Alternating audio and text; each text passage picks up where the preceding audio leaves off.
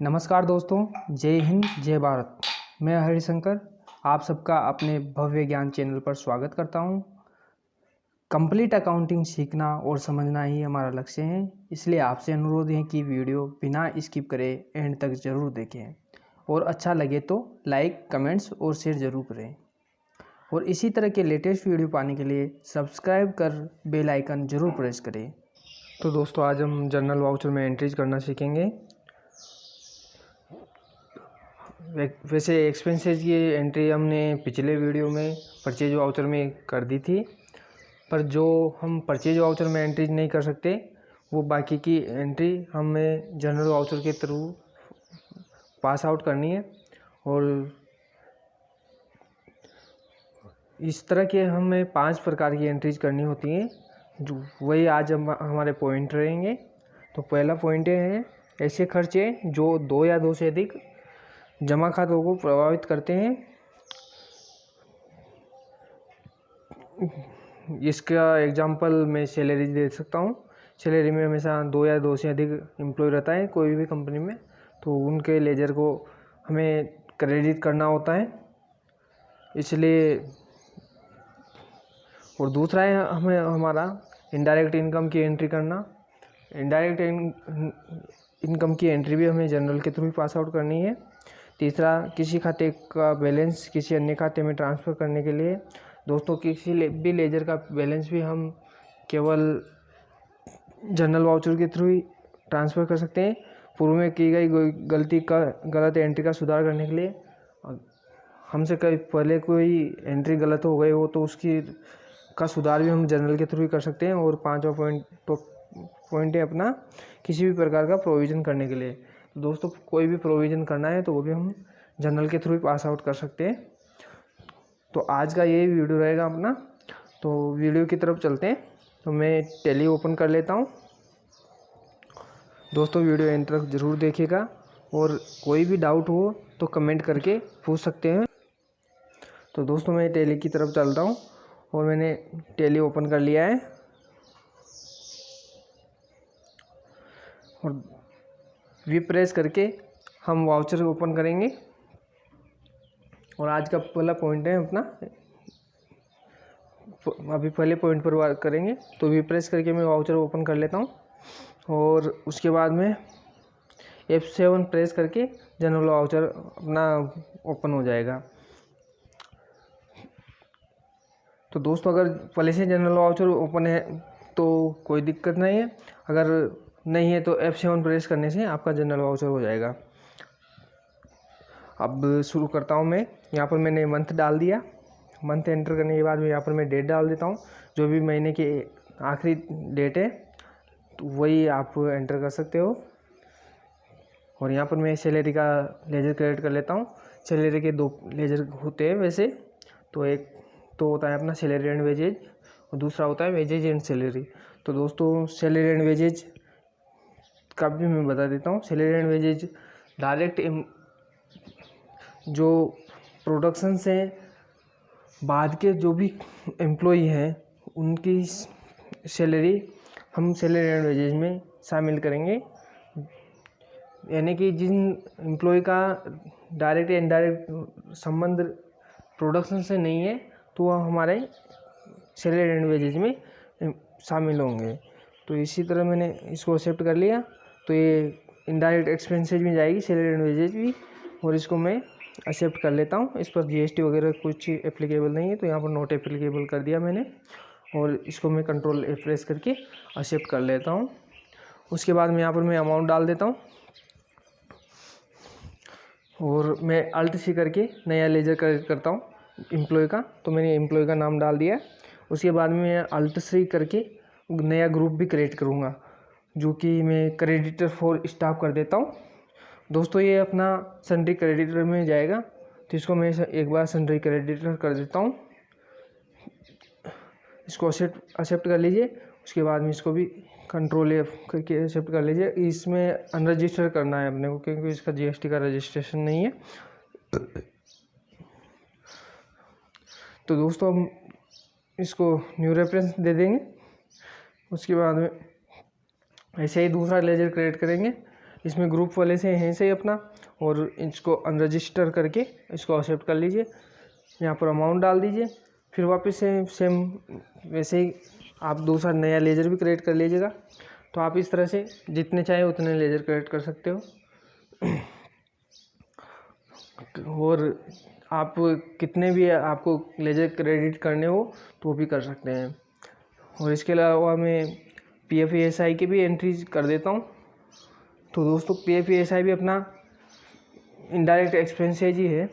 तो मैं PF contribution का लेजर बना दिया मैंने। इसके बाद में मैं यहाँ पर इनडायरेक्ट एक्सपेंसेज ले लेता हूँ।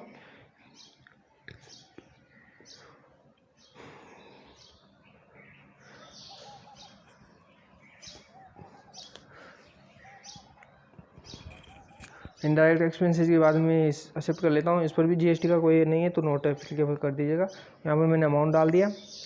और दोस्तों PF कंट्रीब्यूशन हमारी लायबिलिटी है, इसलिए इसे क्रेडिट करना पड़ेगा, क्योंकि अभी हम एम्प्लॉय से सैलरी में से डिडक्ट कर रहे हैं और बाद में अपने को पे करना पड़ेगा। जब पे करेंगे तब डेबिट होगा, और बाकी जिसके थ्रू पे आउट करेंगे वो अपना क्रेडिट होगा। तो दोस्तों इस तरह से मैं ESI कंट्रीब्यूशन का भी लेजर क्रेडिट कर रहा हूँ। इस पर भी GST नॉट एप्लीकेबल हो जाएगा और ये भी इनडायरेक्ट एक्सपेंसेस में जाएगा। इस तरह से अपनी एंट्री कंप्लीट हो गई। अब दूसरी एंट्री की तरफ चलते हैं। तो यहाँ पर मैं मंथ डाल देता हूँ। उसके बाद में डेट आप लास्ट महीने के लास्ट के कोई भी डेट हो वो डाल सकते हो। यहाँ पर मैं वेजेज एंड सैलरी का लेजर क्रिएट करूँगा। दोस्तों wages and salary direct expenses में जाएगी, जबकि सैलरी एंड वेजेज हमने इनडायरेक्ट एक्सपेंसेज में एंटर की थी। और इसमें वही एम्प्लॉयज़ शामिल होंगे जो प्रोडक्शन का जिनसे डायरेक्ट और इनडायरेक्ट संबंध है। तो दोस्तों मैं लेजर क्रिएट कर देता हूँ एम्प्लॉयज़ का भी। यहाँ पर अनरजिस्टर कर दिया और एक्सेप्ट कर लिया। उसके बाद में दूसरा लेजर क्रिएट करता हूँ। दूसरा लेजर भी सेम वैसे ही क्रिएट करना है अल्ट सी करके, और यहाँ पर रजिस्टर कर दीजिए। इसी तरह से आप कितने भी लेजर क्रिएट कर सकते हैं और क्रेडिट भी कर सकते हैं उनको। तो और दोस्तों जनरल में आप डेबिट भी आप कितने भी लेजर को एक साथ कर सकते हैं। डेबिट या क्रेडिट कोई ये नहीं कि हाँ आप एक ही अकाउंट को एक ही लेजर को डेबिट करेंगे या दो लेजर को डेबिट करेंगे या क्रेडिट करेंगे, ऐसा कोई इसमें नहीं है। इसीलिए हम इससे एंट्री करते हैं। दोस्तों अपना फिर PF का लेजर सेलेक्ट कर लिया मैंने। इसमें अमाउंट डालकर ESI का भी कर दिया और ये अपनी एंट्री कंप्लीट हो गई। उसके बाद में मैं चलता हूँ, दूसरा पॉइंट है अपना इनडायरेक्ट इनकम की एंट्री करने के लिए। तो इनडायरेक्ट इनकम अपनी, जैसे कि मान लीजिए मैंने किसी को लोन दे रखा है, तो दोस्तों लोन भी मेरा इनडायरेक्ट इनकम ही होगा, क्योंकि मैं लोन का मेरा मेन बिजनेस नहीं है। जो भी मेन बिजनेस के अलावा जो भी इनकम है वो अपनी इनडायरेक्ट इनकम मानी जाती है। तो दोस्तों मैं वाउचर ओपन कर लेता हूँ वी प्रेस करके, और F7 से जनरल वाउचर चेंज हो जाएगा। तो दोस्तों मैं यहाँ पर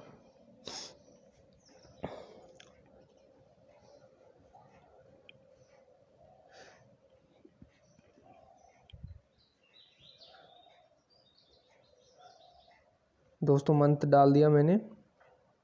वाउचर नंबर की जगह मैं मंथ डाल रहा हूँ।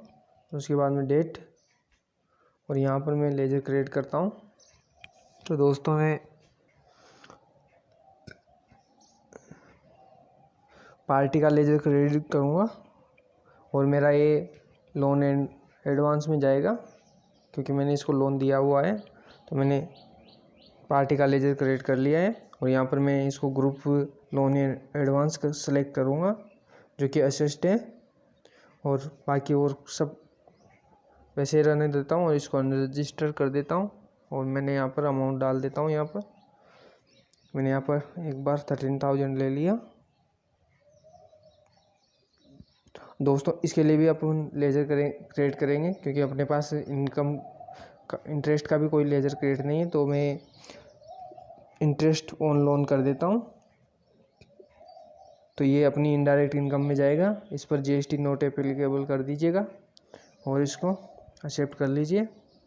इसके अलावा इसके बाद में हम इसको एक्सेप्ट कर लेते हैं। तो दोस्तों इनडायरेक्ट हमेशा क्रेडिट होगी। इनकम कोई सी भी हो, क्रेडिट ही होगी। तीसरे पॉइंट पर चलते हैं अपन।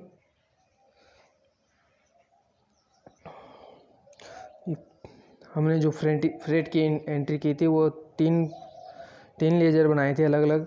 मैं चाहता हूँ वो जीएसटी के रिगार्डिंग बनाए थे। तो मैं चाहता हूँ कि वो सारा अमाउंट एक जगह हो जाए। तो मैं उसको जो फ्रेट इनवर्ड वाला है उसमें ले लेता हूँ। तो बाकी में जो भी अमाउंट है वो मैं ले लेता हूँ।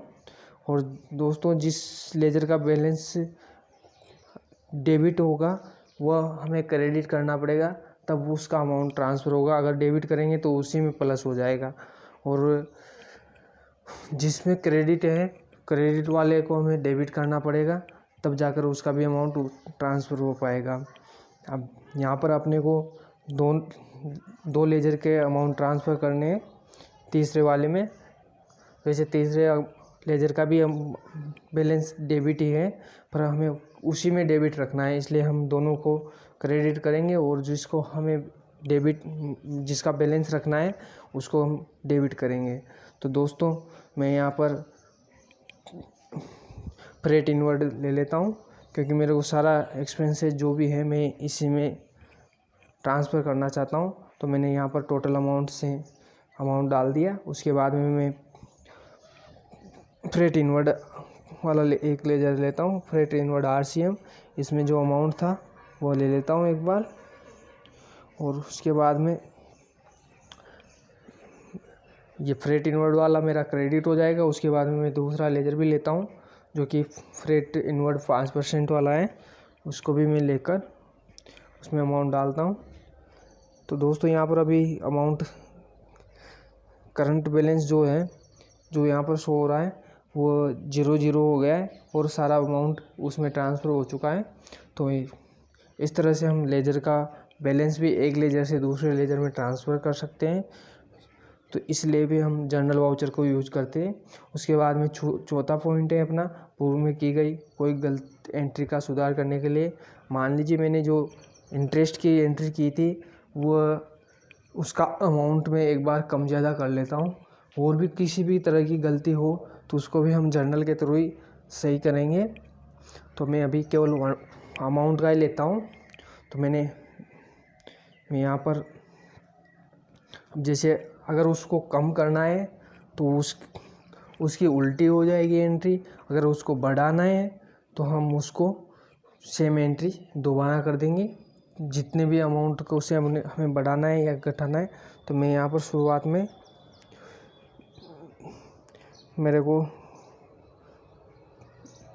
मैं मान लीजिए मैंने 15,000 करने थे जबकि 13,000 ही किए। तो मैं यहाँ पर 2,000 करके 2,000 से डेबिट करके उससे क्रेडिट कर दूंगा पार्टी को। और अगर मेरे को कम करना है तो मैं यहाँ पर डेबिट इनकम वाले लेजर को डेबिट करके पार्टी को क्रेडिट कर दूंगा। तो इस तरह से कम हो जाएगा।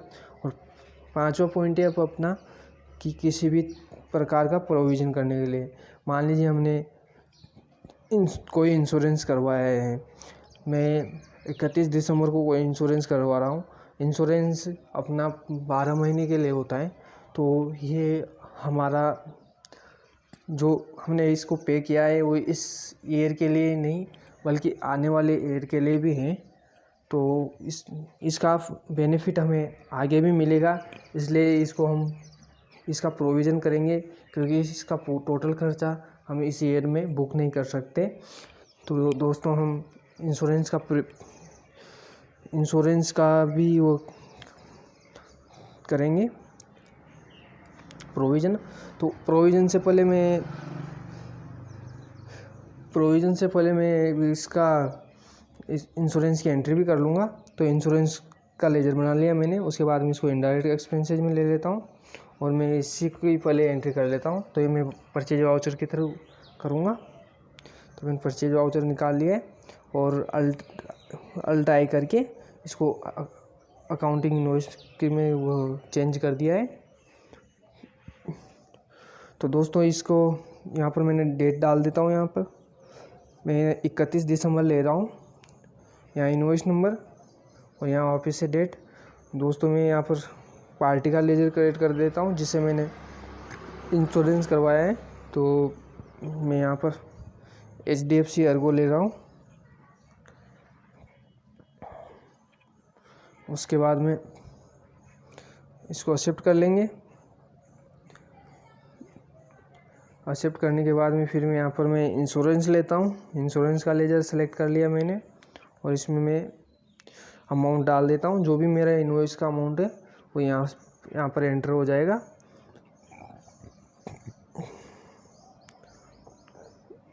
तो मान लीजिए मैंने 30,000 का इंश्योरेंस लिया था।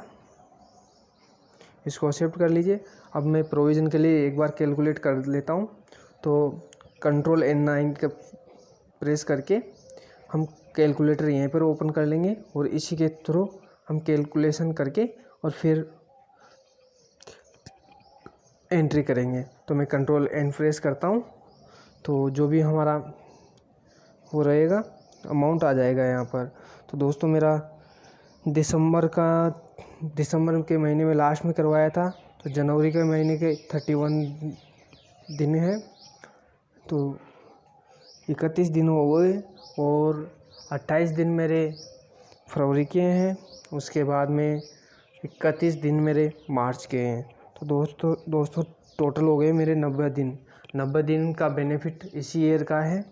तो इसलिए मैं और टोटल ईयर में 365 दिन होते हैं। तो 365 में से हम 90 माइनस कर देंगे तो जो 275 डेज अपने बचे हैं वो नेक्स्ट ईयर के हैं। तो हमें नेक्स्ट ईयर का ही प्रोविज़न करना है। इस ईयर का तो ऑलरेडी इसमें एक्सेप्ट में एंटर किया हुआ है। तो मैं प्रोविज़न की तरफ चलता हूँ। तो इसके लिए मैंने जो अमाउंट है मैं 30,000 का जो इंश्योरेंस का अमाउंट था उसको 275 से मल्टीप्लाई करता हूँ और जो 365 दिन अपने हैं उनसे डिवाइड कर लेता हूँ। इससे हमारा नेक्स्ट ईयर का जो भी इंश्योरेंस का प्रोविज़न करना है वो अमाउंट आ जाएगा कि नेक्स्ट ईयर के लिए हमें इतने अमाउंट का बेनिफिट रहेगा। तो दोस्तों अब हमारे पास अमाउंट भी आ चुका है। तो उसके बाद में मैं यहाँ पर एंट्री करता हूँ। तो दोस्तों ये हमारा, इसके लिए मैं लेजर बना रहा हूँ प्रीपेड इंश्योरेंस का। तो दोस्तों ये पहले पूर्व में पेमेंट किया हुआ जो खर्चा है वो भी हमारी एक तरह से असेस्ट ही है। तो इसको मैं करंट असेस्ट में लेता हूँ और ये हमें नेक्स्ट ईयर में बेनिफिट मिलेगा इसका, इसलिए हमारा करंट असेस्ट में जाएगा। तो मैं यहाँ पर करंट असेस्ट सेलेक्ट कर लिया मैंने ग्रुप और इसको एक्सेप्ट कर लेता हूँ।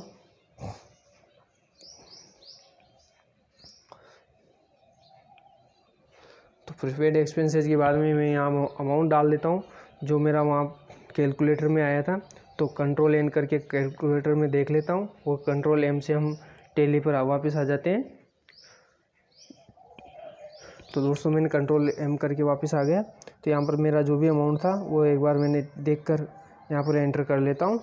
उसके बाद में अब इसमें डेबिट तो ये हो गया प्रीपेड इंश्योरेंस, और जो हमारा इंश्योरेंस का लेजर था वो क्रेडिट हो जाएगा क्योंकि हमें खर्चे को कम करना है। अगर बढ़ाना होता है तो डेबिट करते हैं हम एक्सपेंसेज अकाउंट को, अगर कम करना है तो क्रेडिट करते हैं। आज के लिए बस इतना ही। Thanks for watching.